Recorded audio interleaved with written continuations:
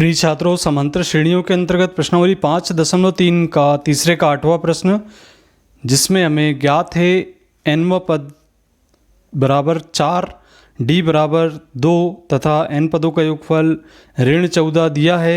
n तथा a का मान ज्ञात करना है।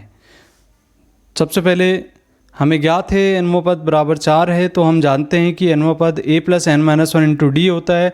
यहाँ यदि d का मान रखते हैं तब a धन n ऋण 1 गुणित 2 बराबर 4 होगा। सरल करेंगे, 2 का गुणा करने पर a धन 2n ऋण 2 बराबर 4, पक्षांतर करेंगे तो a बराबर 4 धन ऋण 2 ऋण 2n होगा। सरल करने पर 6 ऋण 2n प्राप्त हो जाएगा। इसे हम समीकरण क्रमांक 1 दे देते हैं। अब चूंकि हमें ज्ञात है कि n पदों का योगफल ऋण 14 है, n पदों के योगफल का सूत्र रखने पर n/2 a धन an बराबर ऋण 14 होगा। यहाँ पर हम यदि a का मान रखें तब n/2 कोष्टक में 6 ऋण 2n धन 4 बराबर ऋण 14 होगा। सरल करने पर n/2 10 ऋण 2n बराबर ऋण 14 होगा। इसके बाद हम कोष्टक हटाएंगे तो n/2 गुणित 10 ऋण n/2 गुणित 2n होगा।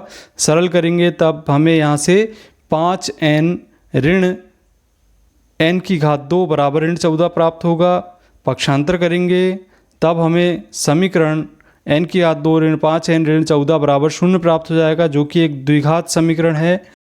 अब गुणनखंड विधि से यहाँ पे ऋण 5 है तो ऋण 7n धन 2n लिखा जा सकता है, क्योंकि ऋण 7 गुणित 2 बराबर ऋण 14 होता है। समूह में निर्धारित करेंगे तो n की घात 2 ऋण 7n धन 2n ऋण 14 होगा। अब यहाँ से n उभयनिष्ठ लेने पर n ऋण 7 प्राप्त होगा। ऐसे ही यहाँ से 2 उभयनिष्ठ लेंगे तो n ऋण 7 प्राप्त होगा। n ऋण 7 को हम सार्व उभयनिष्ठ लेंगे, n धन 2 बराबर 0 प्राप्त होगा। अब चूंकि यहाँ पे हम देख रहे हैं कि n ऋण 7 बराबर 0 है, तब n का मान 7 होगा। इसी प्रकार n धन 2 बराबर 0 है तो n का मान ऋण 2 होगा, जो कि एक ऋणात्मक संख्या है। इसे हम छोड़ देंगे, अतः n का मान 7 होगा। अब हम 1 से देखते हैं कि a बराबर 6 ऋण 2n है। n का मान रखने पर 6 ऋण 2 गुणित 7 होगा।